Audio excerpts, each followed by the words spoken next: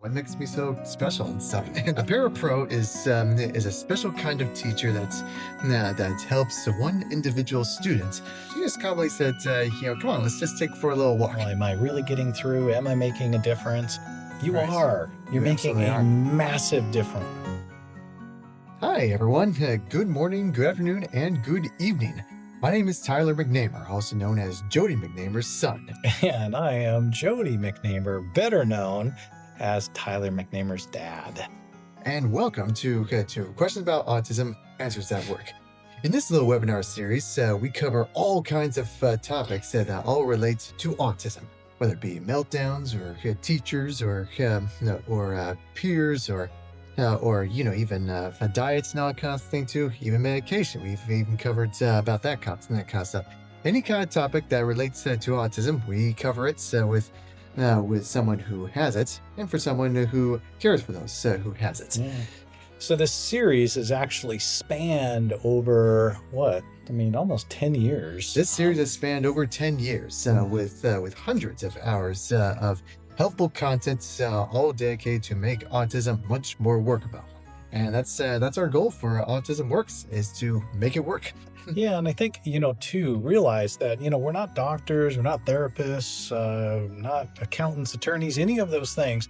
What we are is we're a father of someone who has autism, and it's very unique because you actually get information from the first person perspective. And that's the reason why we started Questions About Autism, Answers That Work, is because we really believe that if you fundamentally understand and create kind of a whole new way of thinking about autism, because you understand what it's like to actually have autism, it really can reshape or reframe the way that autism presents itself with the person that you care about, right? Because at the end of the day, that's really all we want, is understanding, to be heard, to be seen. And this programming, once you watch it, if you're a caregiver for somebody who has autism, it opens up a whole different perspective that you wouldn't necessarily get from other professionals. Again, not that those aren't important, because they are, and the advice is sound, but you as a parent or a caregiver really know what's best. You have to take in all of the information, and this is just another piece of information that you can add to be able to unlock, again, what I believe is extraordinary potential inside of our children and young adults and adults that have autism. The other great thing that comes from watching Questions About Autism, Answers That Work, is that it facilitates discussion between you and the person that you care about autism. And most importantly too, when that person knows, that they're not alone, that there's other people that are affected, that you're going through the same kinds of struggles as well, again, it gives you that feeling of hope, and there are solutions and ways to be able to make autism more workable. Absolutely. There is potential out there for those who have autism. It's up to us to unlock it to its full. Yeah. So you could say that we are professionals in this sort of subject, but in a very special, unique kind of way, for someone who cares for those and has it, and for someone that actually has it and gives insights and to share how we can negotiate with autism and make it much more workable. I always say that we're not trying to get rid of autism or find a cure or anything like that too. We're not here for agendas or anything like that too. We're just simply here to help, and that's all it is. Just to make it more workable, to negotiate with it, and to use it to be the best kind of people that we can for those who have autism. Yeah. And one of the topics in order to do that, for someone who has autism, in order to do that, well, that's what we're going to do for today's topic, and that happens to be paraeducators or parapros, whichever term that you would prefer. Now, for those who don't know what paraeducator is or parapro is, just real quick, is a parapro is a special kind of teacher that helps one individual student for extra assistance. So for example, I had a paraeducator all the way from first grade to fourth grade, and then a new paraeducator from fifth to sixth, and then again seventh to eighth, and then all the way through high school too. And those paraeducators, from a parent's perspective, one of the things that you're going to learn in this session together is really it's important to create this vested relationship with all the team members that are working with your child in school. So the paraeducator, really, there's some tools that we started to put in place, and the biggest thing was communication. And so we're going to talk about that, and we're going to talk about how to create a great relationship with a paraeducator, your teacher, school administration, even school board, those kinds of things, because at the end of the day, it's our job to advocate for our children. And then you'll also hear really from the perspective of someone, that spent their entire school career with a paraeducator, some tips and tricks, maybe if you are a paraeducator, that you can keep in mind as you're working with children that have autism. Absolutely. So let's start from all the way to the beginning with the IEP, or also known as the Individualized Education Program. That's what we did. You can check out our IEP boards in one of our products, so we can find a way to make your personal individual education program work for you. And so the IEP is all about the structure of the education kind of thing too, through teachers and parents and the boards, and especially parapros. Parapros was also part of it too. That way, so it's all about getting to know the student and getting to know what he or she needs some extra assistance with. And there's absolutely nothing wrong with having the extra assistance. Sometimes even people without autism could use some extra help here and there too. So don't. So for those who have autism, it's okay. Everyone can get some help every so often. Even some of the smartest people in the world reach out for some assistance too. So there's nothing wrong with it. That's why the parapro is always going to be by your side to help. Think of the parapro as kind of like your sidekick, I guess you can say too, for superhero comics. I guess you can say someone who's there to help out. I guess and it's always going to be there when you need them. So that's the very beginning, as I said, to have the introduction of the parapro, all the way from, I think it was even after graduating kindergarten or something like that too, is where we get to familiarize with what goes on during summer, I believe. Yeah. If I remember correctly. Yeah, no, that's exactly right. So making sure that you've got a good match, right, for parapro, with your child with autism. Communication styles are differently. Your child may be verbal, they may be nonverbal. Again, we worked really, really hard to have Tyler mainstreamed in a regular classroom, not taken out. But also that creates all sorts of other issues too, like sensory overloads, challenges. So new experiences. Yeah, it really kind of became this delicate balance as the parapro and as your child are kind of learning how to work with one another and watching for that signals. And I think as a parapro, one of the things that always impressed me about Tyler's parapros is how they intuitively could start seeing, when Tyler maybe had rapid eye movements or would have tics or stems or other things where they could tell he was getting overloaded. And then at that point, he would be removed from the classroom, right? Yeah, and it was not because it was appropriate, right? It was the thing about it is that I wasn't yanked out of the classroom like that right. too. It's like that would be a disaster. No, instead when those moments kind of happened, and when my parapro noticed these things too, and she calmly, this was during elementary kind of thing too. She just calmly said, come on, let's just take for a little walk. Mm-hmm. She didn't say anything like details or anything like that too, or she didn't Well, the thing that made it so spectacular was that she didn't degrade on my behavior kind of thing too. She didn't say anything like saying that hey, you're behaving inappropriately or anything like that too. No, she just caught it right away, that kind of thing too, and just calmly said, let's just go for a little walk, kind of thing too. Just down this hall, and let's just talk. Yeah. And it's because she knew what was going on, and maybe there were some parts where I didn't know what was going on because it's like overloaded. The stimulus is just out of control, and still know what's don't know what's going on, and I might need some help.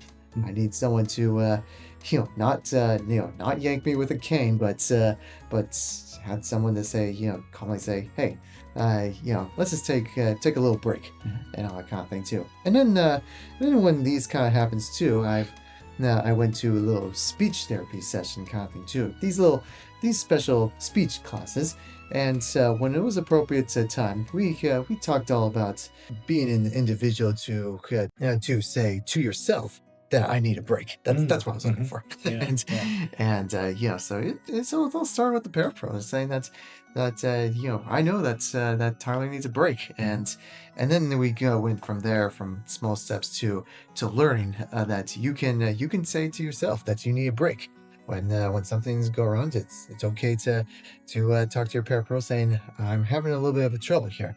Can I be excused for a moment? And then in moments where they say, can you wait for about 5 seconds or maybe 1 minute or something like that, which is okay for parapros to say too, because maybe the main teacher is in the middle of something, and it needs everyone needs to be attentive, and that's why it's like maybe 10 seconds or maybe 20 seconds, and it's okay to kind of learn about that kind of stuff too. And when it's appropriate, it's okay to take that break. Maybe when the teacher is not talking and everyone else is doing their own thing or something like that too.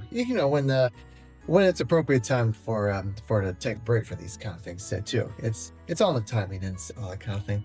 Yeah, I think as well, when you take a look at just strategies, for parapros, understanding what calms a child. Every child with autism presents differently, has different sets of needs. For Tyler, it was rolling up tight, in a burrito. He would get taken out. Yeah, where he would have constant pressure. Sometimes it was a darker room, or a room that didn't have a lot of light or sound or those things. Jumping on a trampoline, helped. Maybe having different fidgets that were appropriate in the classroom or could be used, out of the classroom. A lot of it, again, is just kind of trial and error to see and just realize that is going to be part, of that as well. But it's developing that relationship, that trust, communication, whether it's verbal or nonverbal, watching those cues. To know, and the whole key, of course, is to try to make sure that you're doing that intervention, before it gets to be crisis, right? Before there's just too much sensory, overload, and it turns out to be a bad situation. And then the other thing is the ability to, also monitor social situations appropriately as well, right? There's always this challenge where the parapro is there for support in social situations, but sometimes, it would be easy to do the work for, the child that you're caring for as a parapro, as far as social interactions or being able to talk for them or help them through, but really allowing them to, develop their language, develop that social, and then maybe you coach them through that, after the social interaction, talk about the things that went really, really well, the things that maybe didn't go so well, and how they could transform that, in the future. All those are roles with parapros that are super, super impactful. And the other thing too is that making sure that there's communication, with the home. So consistency is key. So one of the things that we did was we made sure that we actually had a journal. You could do a video journal, you can do a written journal, something that basically said, hey, here were the successes that Tyler had, here were the challenges, here are the things that we did. So we could then reference them and build on them at home as well. This doesn't have to be difficult. Again, just a way to be able to communicate. So that way the environment was consistent, right? The way that problems were dealt with were consistent, or the way that behavioral issues or calming techniques, all of those things we implemented at school, just like we did at the house, to provide this consistency, and it lowered that whole level of frustration. Yeah, absolutely. I remember that journal too. It was kind of like one of those logs, I guess you can say too, about Yep. the successes and also the parts where we just need some extra work with and all that kind of thing too. So that was pretty important. It was basically just our way of showing progress of what goes on, and I remember a lot of times when I come back from home, one thing my parents always ask me is, how is not just how is school, but how is your paraeducator and all that kind of stuff too. What did you two do together, kind of thing? And I remember doing about that too. I remember some parts where my paraeducator actually let me go on certain occasions too. Like in physical education where I get to run freely and I mean the parapro is still right there. I mean just kind of this watching and observing kind of thing too, and in a way mentally taking notes on what could have, like for example social situations, because in elementary school, actually school in general, I wasn't really quite the best when it comes to social situations as much. So that's why the parapro kind of just look at these things and kind of says, hey, maybe you could have done this instead for these kind of things too. And of course, I can go on and on about man, I wish things were different and more social back then. But I mean, I was just learning. Everyone's different when it comes to social situations, and so that's why the parapro just is there, not to degrade, but also to help improve and to help guide, because all it is about parapros is that they're here for guidance, not for pointing out the wrongs, but they're for the guidance, and because they want to help, they want their children, their students to succeed and to become the best possible people that they can be. And for those who have autism, their job is is also very important too. They have a part as well, and as to work with the parapro. And sometimes even on the first week it can be a little challenging because it's different, and maybe the relationship wouldn't go as according to plan. But for those who have autism, you gotta understand too that they are here to help. So your job is to simply let them help, and to always ask these different questions, and and also ask yourself this one thing, and that is, do I want to improve? Do I want to become the best person I can possibly be in school?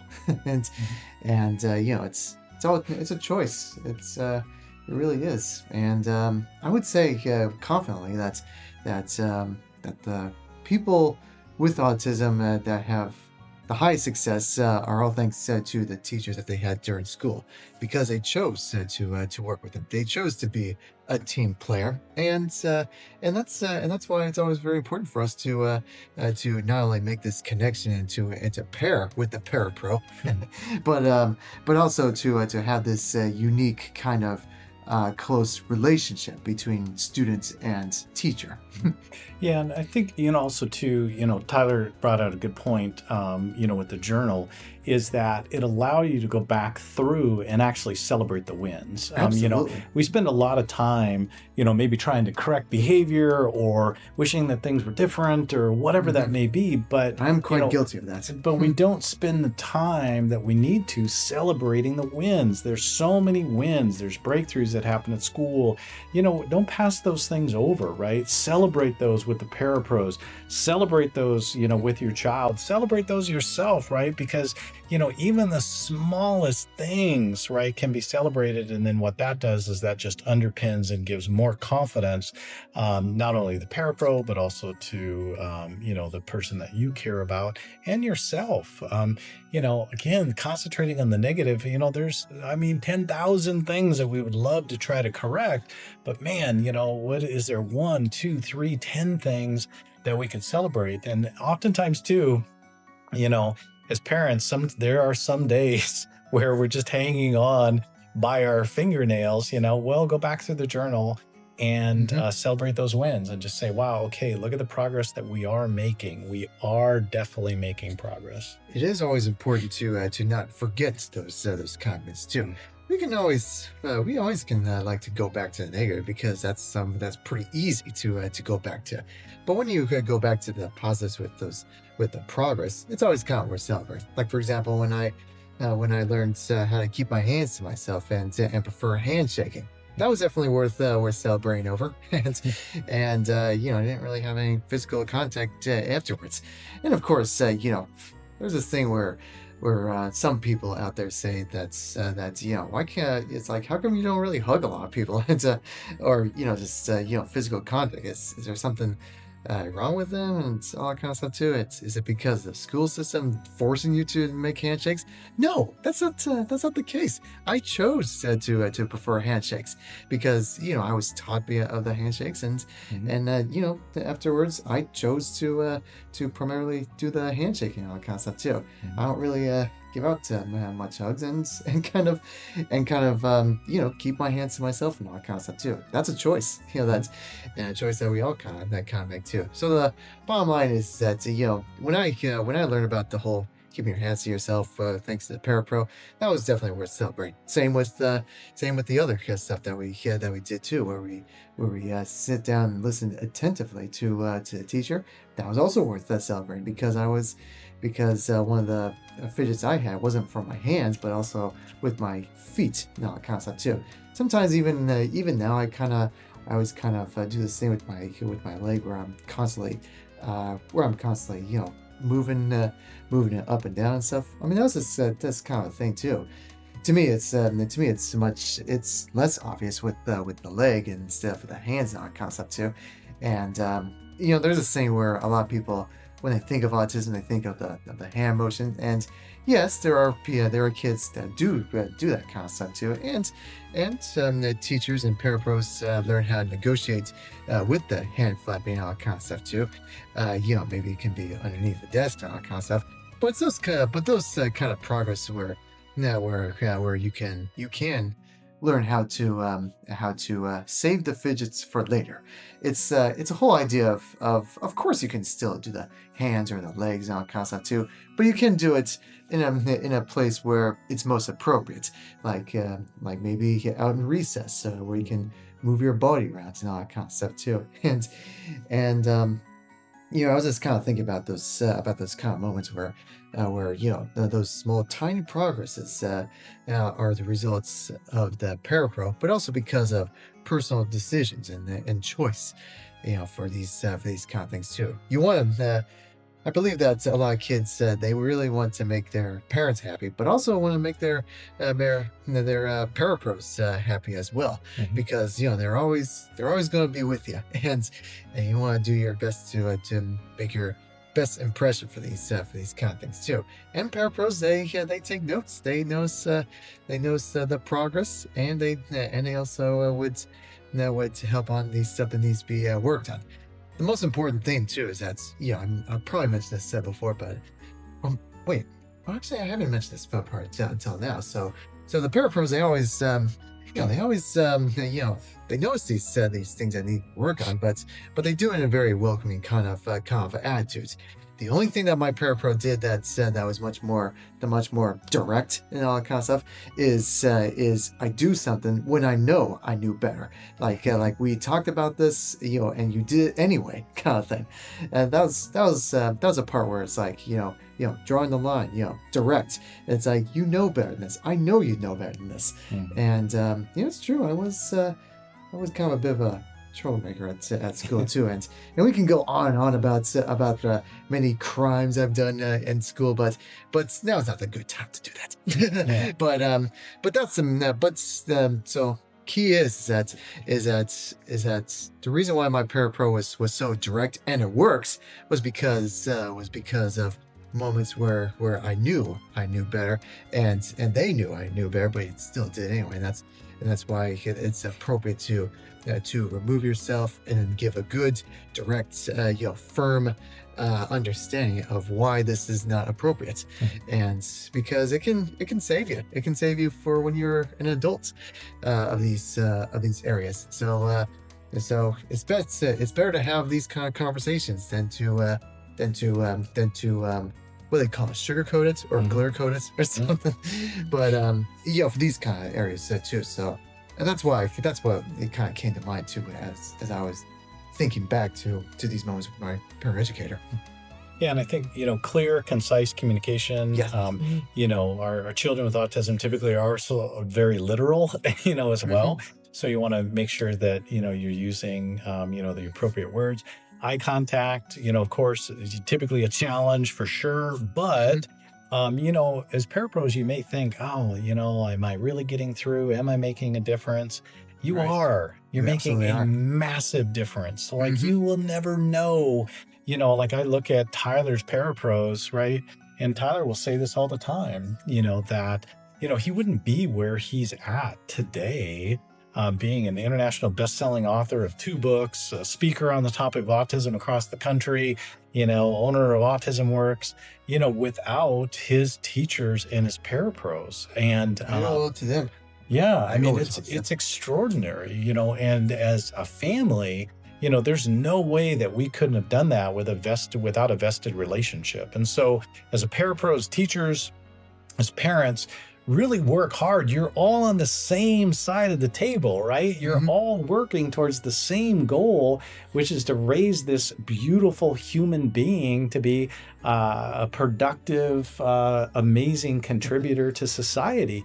And our children that have autism have so much to give. There may be some challenges in getting that unlocked and finding their unique abilities, but it's all worth it, because I do believe, that our children that are on the spectrum, they are the paradigm shifters. They are the game changers. They're the ones that look at the world differently and will be solving some of the challenges, that we're seeing today, simply because of that perspective. We have a sacred, trust to be able to do that. So in our last minute, or two, any final thoughts on parapros? Yes, I have one more final thought.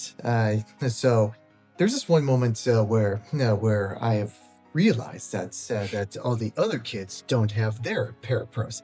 I was in elementary school, and when I realized, all right, well, she's with me, but why isn't she with the other kids?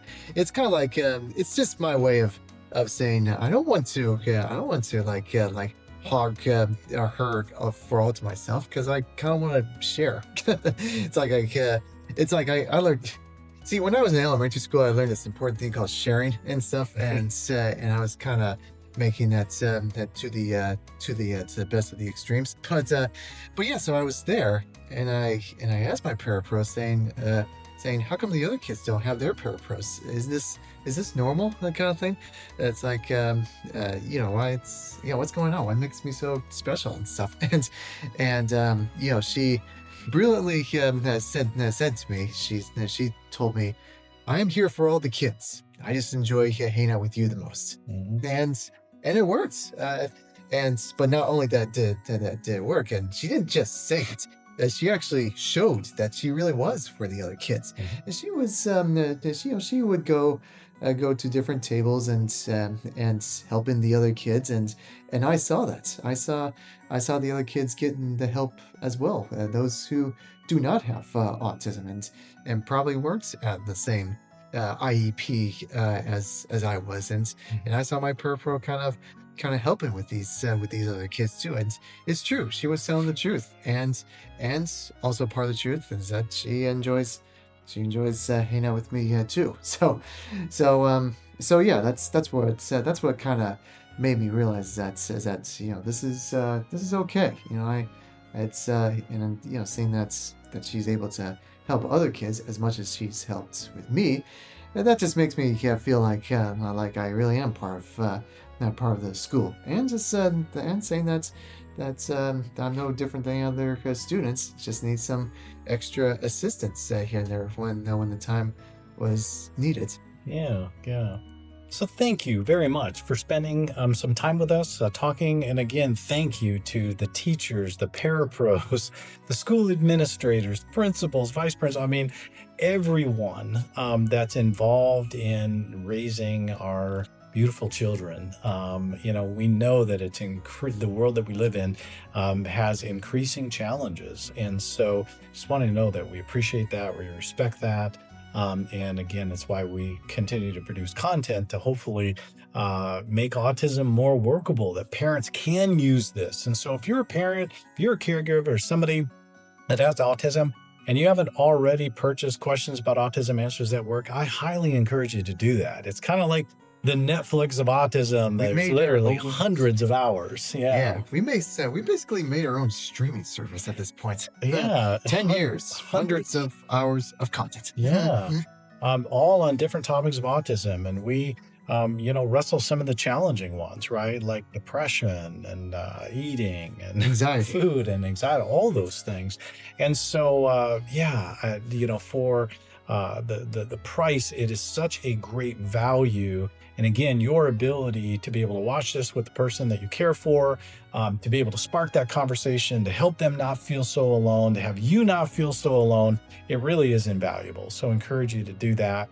And we'll look forward to connecting with you on our next topic. That'll be great. I look forward to it too. Thank you all for tuning in.